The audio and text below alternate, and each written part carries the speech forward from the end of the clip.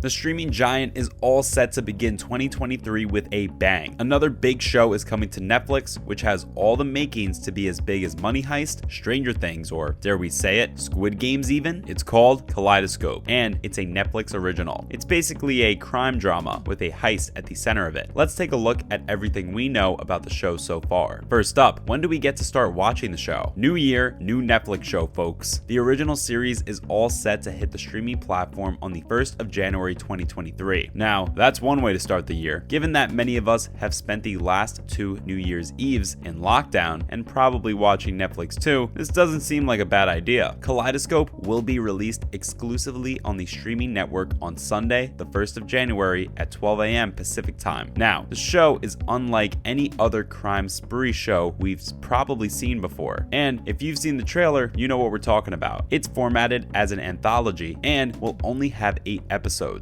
That's it. But here's the thing. You can mix things up. The show is actually interactive in nature, but more on that later. All the episodes will be available on the same day, so you can binge watch them right away, but you can watch in any order. The show was originally called Jigsaw, probably because you can fit the pieces together in any order that you want, but now it's called Kaleidoscope for a reason. Each of the episodes is named after a color: yellow, green, blue, violet, orange, red, pink, and finally white, which is the last episode. There's also a time frame attached to each episode. So for example, yellow is 6 weeks before the heist and red is the morning after the heist. Sounds complicated. We are already having trouble keeping track. Let's take a look at the show's plot and basic premise. It's seemingly simple, but gets really complex as we get into it. And get this, it spans over 25 years. But like most heist shows, we have a group of genius-level thieves who are working to break open what seems to be an impenetrable vault. And this is going to be their biggest payday yet. We're talking a total of $70 billion.